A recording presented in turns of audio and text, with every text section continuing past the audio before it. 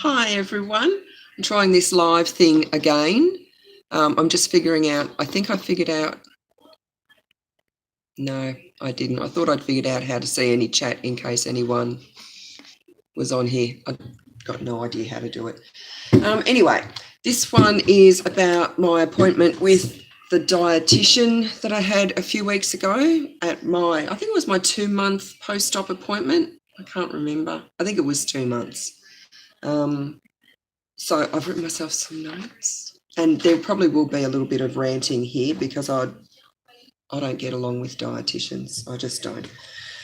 So anyway, I went in for the appointment. It was because I had my appointment at the Alfred to see the surgeon, and then after the surgeon, I went and saw the dietitian. So her first question for me was what I ate for breakfast. And I thought, we are really not going to get along. We are definitely not going to get along. And I said that to her. I wasn't rude. I hope I wasn't rude. But I said to her, I don't eat breakfast. So if you're one of those dietitians who says you have to eat breakfast, we're not going to get along. But she didn't. She just said, okay, well, then when do you start eating? And I told her usually not before about 2, because that's when I get hungry. And I've been told right from the start to not eat unless I'm hungry. So that's what I do. So then she was actually quite good to talk to. I just have some very different ideas about nutrition than most dietitians. And I'm not a dietitian myself. I'm not a nutritionist. I've just done a lot of research over the years, which I've had to do to be able to lose the weight and keep it off. Mainly mainly centres around only eating when I'm hungry, which means I don't eat until much later in the day. I'm sure that carbs are fine in most people's bodies, but they're not in mine. Carbs in my body are like poison, like literally like poison. They make me bloat. They make me gain water weight. They just make me feel really sluggish and disgusting, and they store my weight loss. So I try to keep my carbs as low as possible.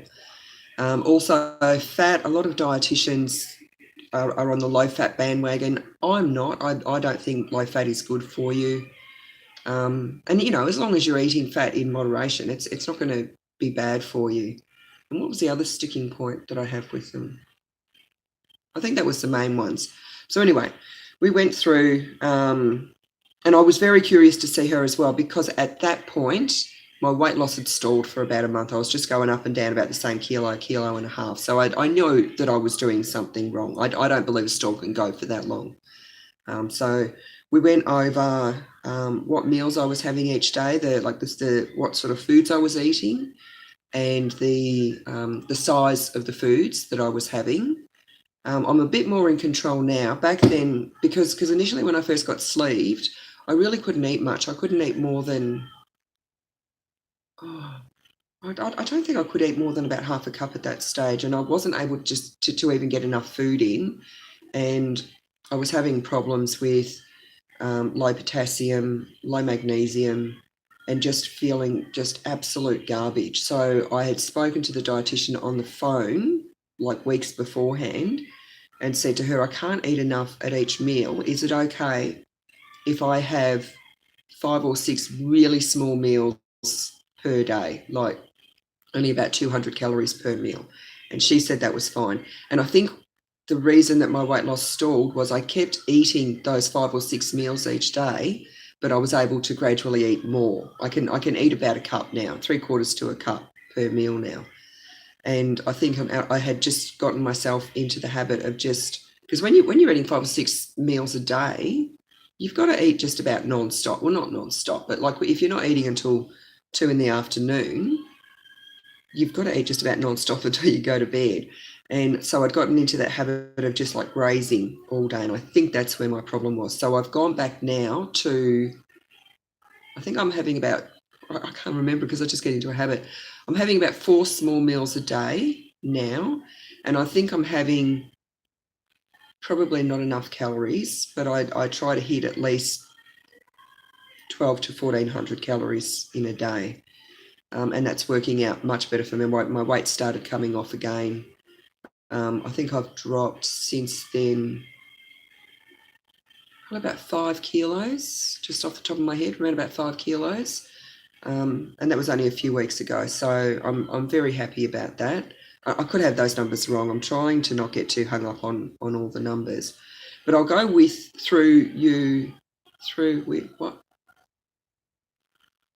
through what I'm eating now in a day. I have, and I started about 2. Sometimes if I'm hungry at 12, I'll eat at 12, but I'm really hungry at 12. It's, what is it, 11 o'clock now? I'm not even close to hungry.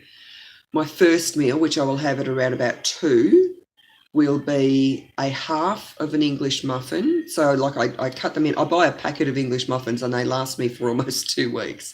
So I cut them all in half and put them in the freezer. So I just go out to the freezer each day and get one out and toast it. So I'm having half an English muffin with a quarter of an avocado and a slice of Swiss cheese. That's my first meal. And then I have, in the afternoon, I try to leave at least 2 hours between meals.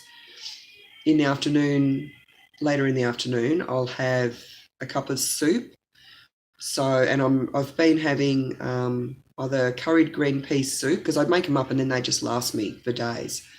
Either a curried green pea soup, which is really good because it's got peas in it. Peas are high in protein, lots of fibre.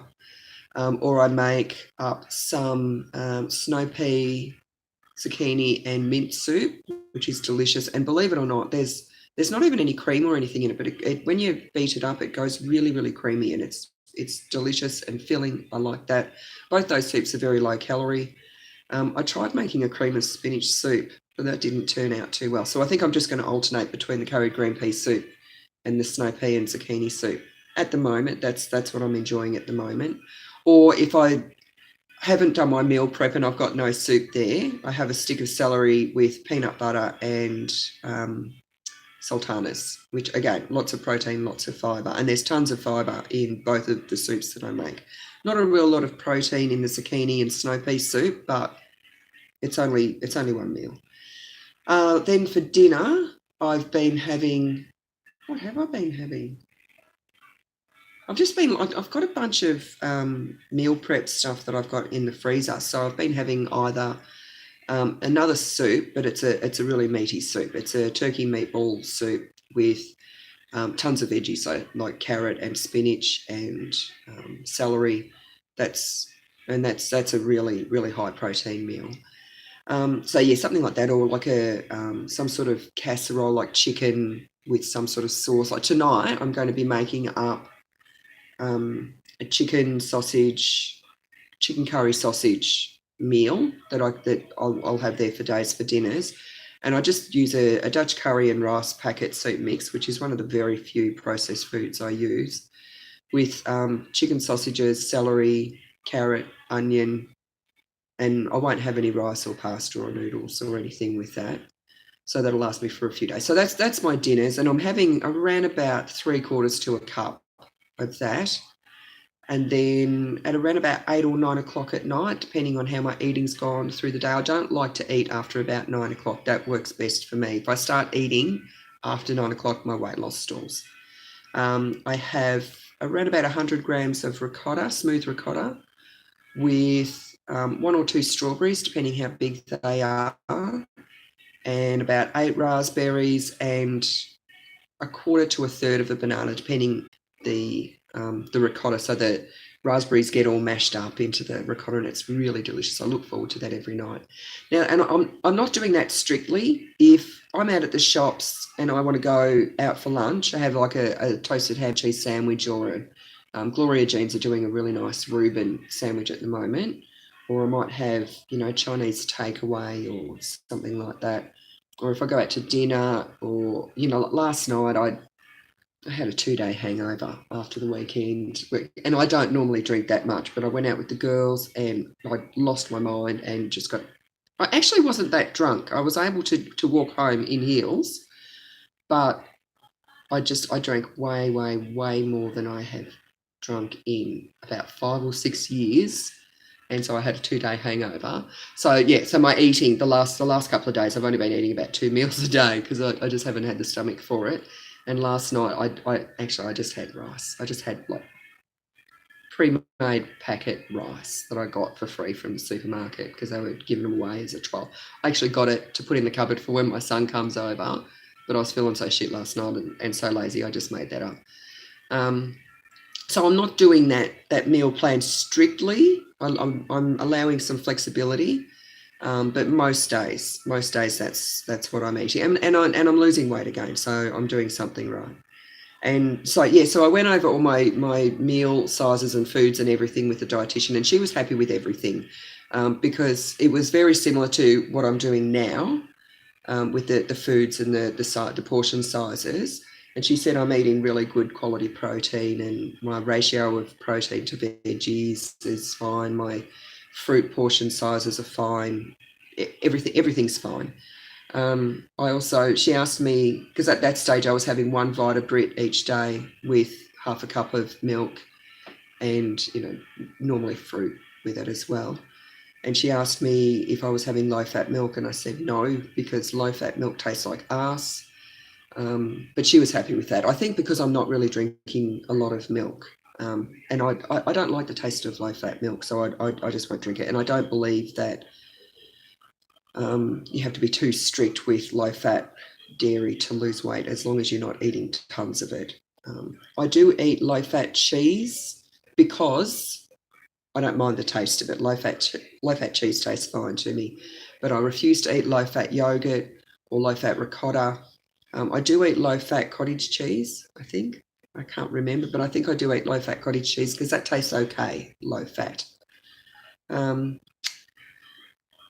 also asked her what to do if I stall, like if I stall again, and she said that I can do two things. I can cut my calories to 1,000 calories a day for 3 days to reset everything, and that will jumpstart my weight loss. And I think I kind of do that naturally anyway, because I have days where I'm just not really very hungry and I eat very little. Or she said I could do a calorie audit, which I'm not keen to do. I can roughly tally up the calories in foods that I eat because I have done it. I've counted calories in the past so much that I just almost intuitively know how many calories are in something. Like I can go, okay, half a muffin, avocado and cheese. Okay, I know there's about 55 calories in half a muffin. There's 55 calories in my slice of cheese. Quarter of an avocado is around about 30 to 40 grams, which is around about 70 to 80 calories. That, straight off the top of my head, has to give you a really good indication of how obsessed I've been over the years with calories and calorie counting and everything. So I know, and I always sort of like round up a little bit just to make sure.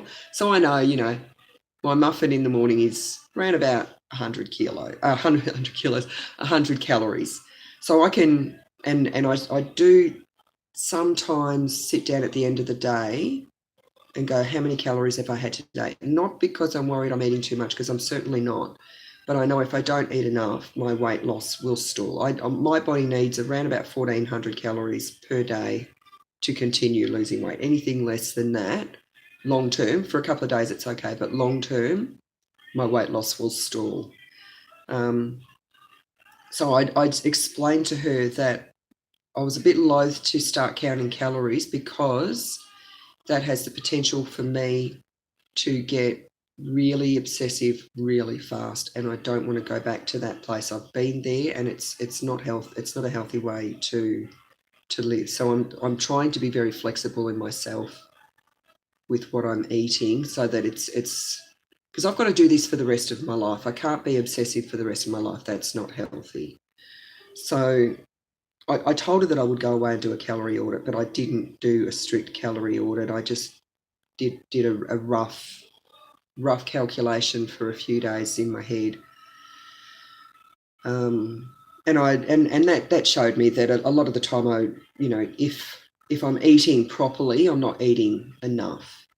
So we talked about exercise, and she upset me a little bit because now that I'm over both of those big surgeries that I had quite close together, I'm back to like a good regular exercise routine.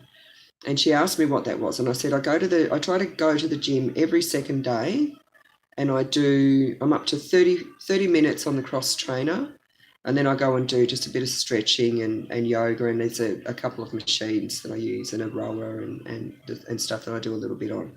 So I'm at the gym for about 45 minutes. And then every other day, I usually go for a walk for about 30 or 40 minutes, and usually have one day off per week. So I'm exercising 30 to 45 minutes, 6 days a week. And then she said to me, and then she goes, "Oh, okay, but what are you doing when you're not exercising?" And I thought, what do you want from me? I'm following the guidelines. I'm exercising at least enough every single week. Why do you need to know what else I'm doing? And I don't like it when people ask me that, because of my fibromyalgia, I can't just go all day without going into a flare up. So I potter. I do like I might sit at the computer for a little while, and then I'll go and I'll clean the kitchen, and then I sit down again for a while, and then I go and do a load of washing, and then sit down. I can't just do all of that all in one hit. So I don't like that question. So I think that's why she upset me a little bit. I'm happy with my activity. I'm exercising almost every day. I'm happy with that. She also talked about fibre. She asked me how my pooping is going, and like I've had IBS, I think probably my whole life. So it's all very hit and miss. Sometimes I have diarrhea, sometimes I'm constipated, sometimes I poo every 3 days, sometimes I'm pooing 3 times a day. My regular is irregular, and I'm used to that. But she told me that my weight loss was stalled because I wasn't pooing regularly.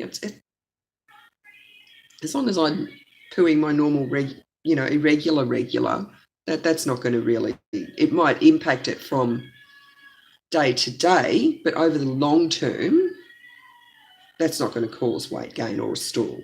So she told me to have fibre, which again, I'm not real keen on, because then I have to drink tons and tons of fluid. Otherwise, fibre, like things like Metamucil, just set like concrete in my body. It ends up making things worse. But at the time, I was still having Movicol every day. While things got back to normal after the sleeve surgery, not the sleeve surgery, the hysterectomy, because you're not allowed to strain after a hysterectomy.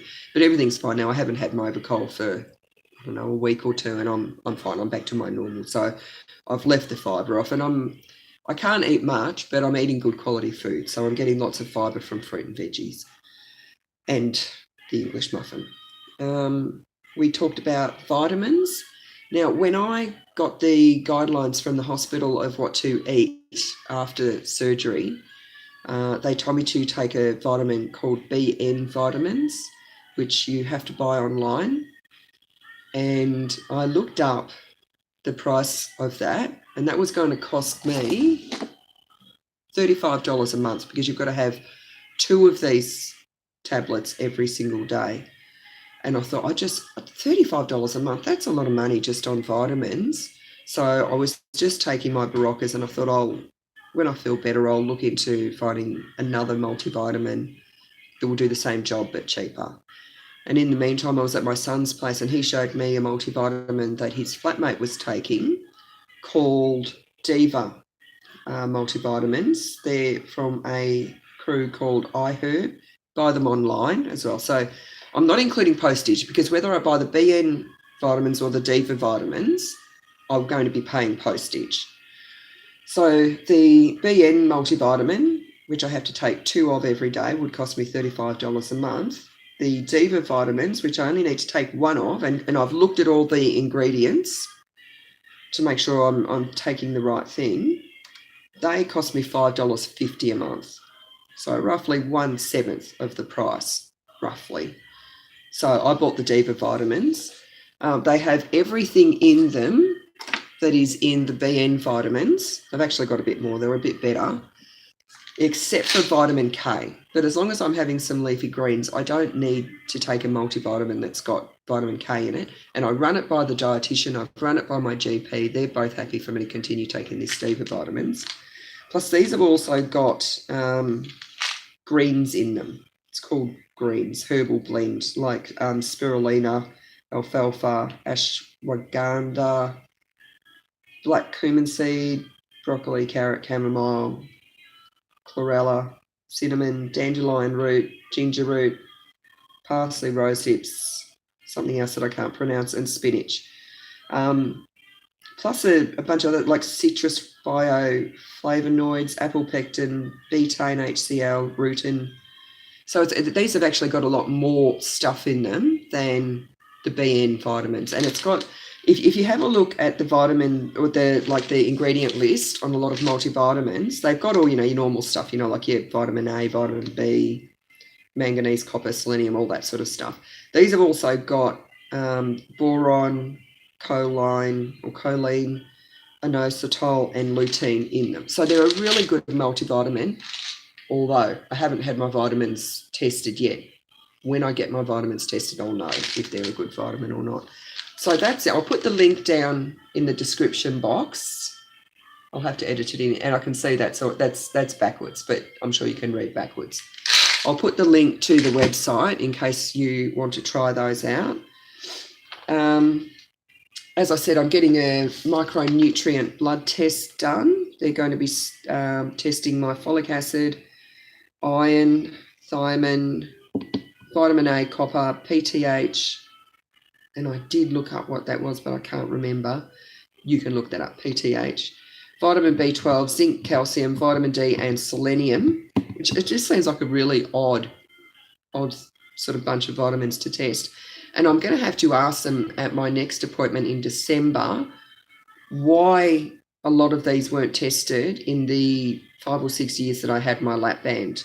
They did some vitamin tests when I had my lap band, but they never tested, what did they not? They definitely never tested selenium.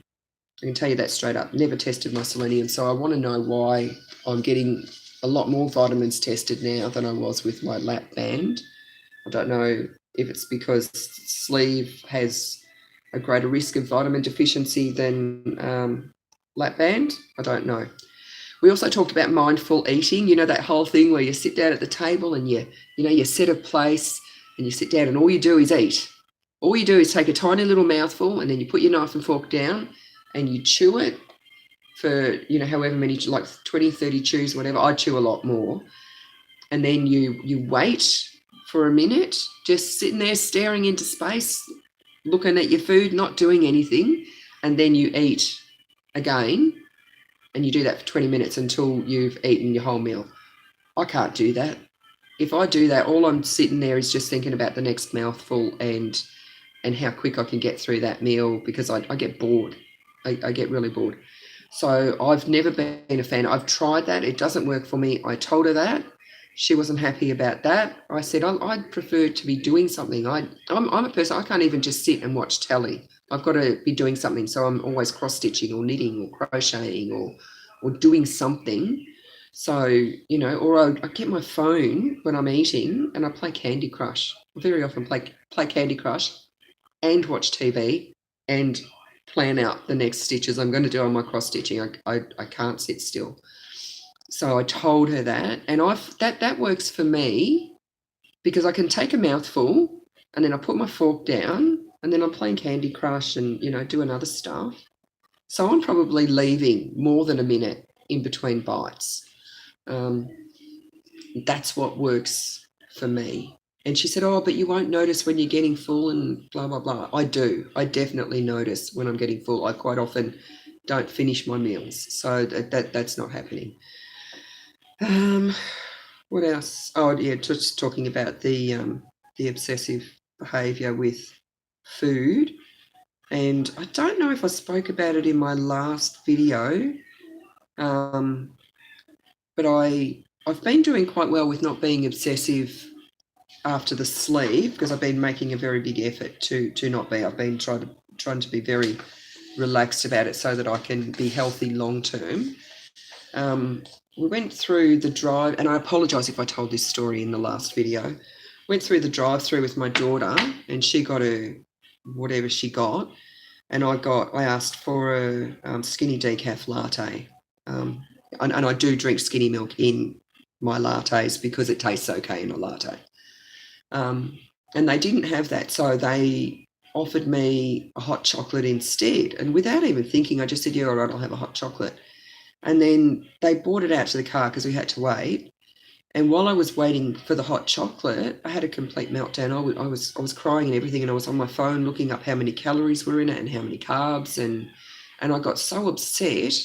And then I was upset because I thought I have flipped out over a small, skinny hot chocolate, worrying about how many carbs are in it and how many calories, and I never wanted to go back to that place again. So I ended up not having that hot chocolate. But that's how easy it is for me to just flip into that really obsessive side, which you do to be successful with this kind of weight loss. You do need to be very obsessive to a degree, but I don't want it to be to the degree where it's impacting on my quality of life and my mental health. So I was going to go through this paperwork that the hospital gave me when I first had the sleep, because there's just so much bullshit in that. But I'll leave it for another time because this video's gone for longer than I expected it to. So that will be another video. Plus I am going to make a video for you all about body image as it relates to sex, because I know there's a lot of people out there who are so self-conscious of their bodies when they're really, really, really overweight and are not comfortable with having sex or having their partner see them naked and all that sort of thing. And then when they lose a lot of weight and, you know, their skin gets saggy and all the rest of it, they're still uncomfortable having sex. Even with like long-term partners, they don't want them to see them naked and they feel ugly and all the rest of it. So I want to talk about that. But that's another video, and that one's going to be a fun one for me making live, because you know that I have no filter and I'm just going to have to really try to keep that one nice. And if any of my exes are watching this right now and beginning to have their blood pressure go up a little bit, I'm not going to be mentioning any names. I'm not going to identify anyone. And I say that because I know that there is at least one of my exes who watches my videos that I'm no longer in contact with. And I know that because he was stupid enough to like one of them and then show up in my street. If you are an ex and you watch these videos, I don't care. I don't care if you watch them. Just don't go showing up uninvited in my street. That's creepy. That's really, really creepy. And it was on a video that I took my gear off. Super creepy. So that's all for this video. I will make another one when I feel like it. Hopefully soon. So I'll see you then.